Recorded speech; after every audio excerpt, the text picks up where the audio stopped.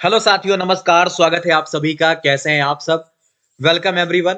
दोस्तों, आज के इस वीडियो में हम बात करेंगे भारत की नदियों को लेकर 100 सबसे महत्वपूर्ण सवाल जो आपके पिछली परीक्षाओं में तो पूछे ही गए हैं, आगामी हर एक परीक्षा के लिए बेहद महत्वपूर्ण होने वाले हैं।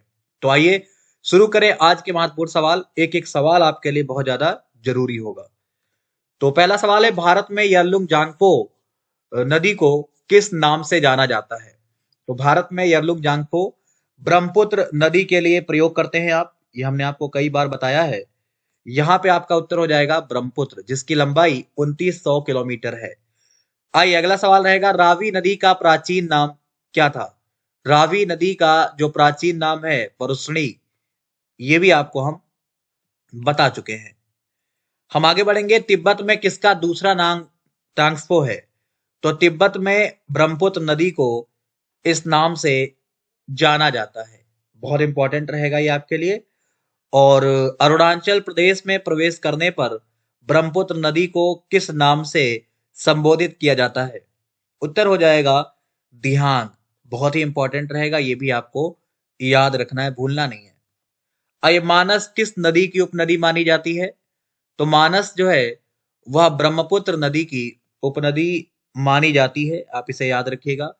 कौन सी नदी विंध्य और सतपुड़ा पर्वत श्रृंखला के मध्य से गुजरती है या मध्य से होकर गुजरती है? उत्तर हो जाएगा नर्मदा। यह आपके लिए बहुत ज्यादा इंपॉर्टेंट है और याद रखिएगा। सतलज नदी का उद्गम है, सतलज नदी का उद्गम है मानसरोवर के निकट राजस्थान से सतलज नदी का उद्गम माना जाता है। ठीक है, आगे बढ़ेंगे। सतलुज नदी का प्राचीन नाम क्या माना जाता है? सतलुज नदी को प्राचीन रूप में सतुद्री कहते थे। सतुद्री, ये आपको याद रखना है। भारत में सबसे ऊंची ज्वारी ज्वार भित्ति वाली नदी कौन सी है? तो भारत में सबसे ऊंची ज्वारी ज्वार भित्ति वाली नदी जो है वह हुगली है। कौन सी है? हुगली है, याद रखिएगा। भारत में सबसे बड़ा नदी मुख किस नदी के मुहाने पर है? उत्तर हो जाएगा हुगली नदी। यहां पर भी आपको ये पॉइंट याद रखना है। व्यास नदी का प्राचीन नाम क्या माना जाता है? व्यास नदी का प्राचीन नाम विपाशा कहा जाता है। खारी नदी जिस अपवाह तंत्र का अंग है वह क्या है? वह आपका बंगाल की खाड़ी है। यहाँ पे थोड़ा सा गलत लिखा हुआ है, आप इसको सही कर लीजिए, बंगाल की खाड़ी कर लीजिए। ठीक है, नेक्स्ट आइए। कौन सी नदियां बंगाल की खाड़ी में गिरती हैं? तो गंगा, ब्रह्मपुत्र, गोदावरी, महानदी, कृष्णा, कावेरी, ये सारी हैं जो बंगाल की खाड़ी में गिरती हैं। और आप इन सबको एक एक करके याद कर लीजिए। दामोदर नदी को बंगाल का शोक कहा जाता है, क्यों? क्या वजह है? क्योंकि इसमें प्रायः तबाही मचाने वाली बाढ़ आती है। यही वजह है कि इसे बंगाल के शोक के रूप में जाना जाता है। क्लियर? जब नदी मैदानी क्षेत्र में प्रवेश करती है तो वह मोड़दार मार्ग पर बहने लगती है। क्यों? इसे क्या कहा जाता है? इसे विसर्प कहते हैं आप। क्या कहते हैं आप? इसे विसर्प कहते हैं। माजुली संसार का सबसे बड़ा नदी द्वीप है, किस राज्य में है? तो राज्य पूछेगा, आपका उत्तर हो जाएगा आसाम में है। ठीक है, याद रखिएगा। भारत की कौन सी नदियां डेल्टा नहीं बनाती हैं? नर्मदा, ताप्ती, मांडवी, माही, दामोदर, ये प्रमुख नदियां हैं जो डेल्टे का निर्माण नहीं करती हैं।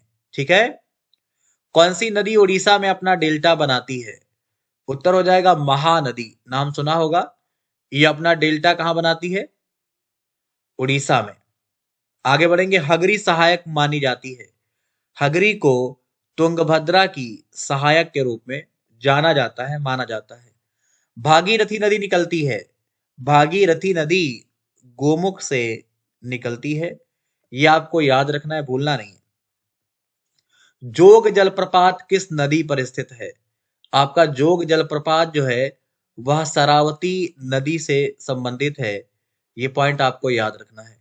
अगला सवाल रहेगा, कुंचिकल जलप्रपात किस नदी पर स्थित है? तो ये जो आपका जलप्रपात है वह वराही नदी पर स्थित है। मध्य प्रदेश में, मध्य प्रदेश से निकलकर यमुना गंगा में मिलने वाली कौन सी नदी है? तो ये जो नदी है वह बेतवा है। आपको ये पॉइंट याद रखने हैं।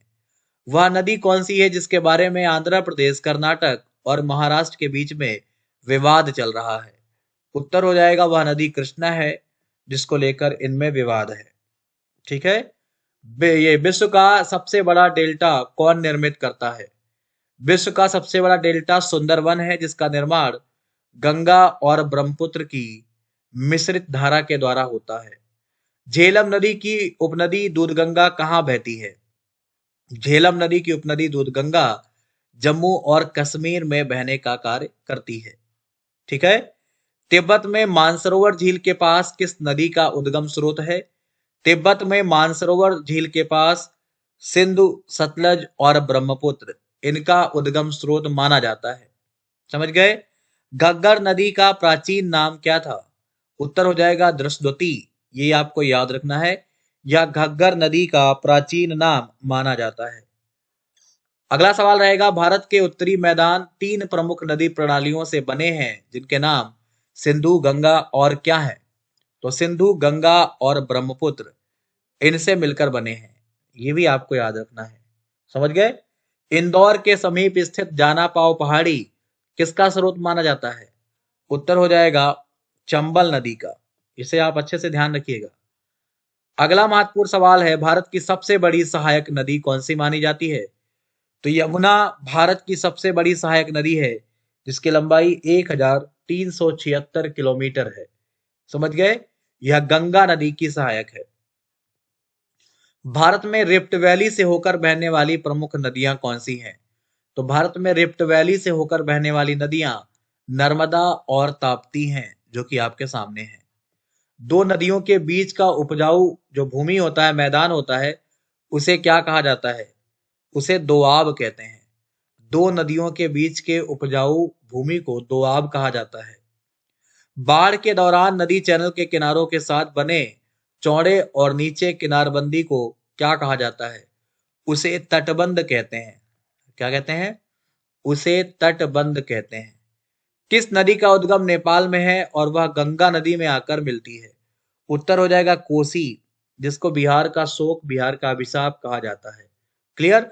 तो ये आपके भाग 1 के बहुत सारे महत्वपूर्ण सवाल थे जो आपके एग्जाम में पूछे भी गए हैं, आगामी परीक्षा में भी आएंगे।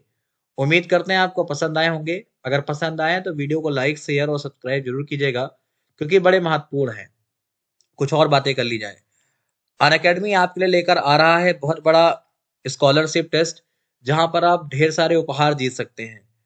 तो आपको कैसे क्या करना है, इसके लिए जो एनरोलमेंट लिंक है वो आपको हम नीचे वीडियो के डिस्क्रिप्शन में दे देंगे जहां से आप इस टेस्ट में शामिल हो सकते हैं। यह आपका फुल लेंथ टेस्ट होगा, जैसा आपका एग्जाम होता है वैसा आपका टेस्ट होगा।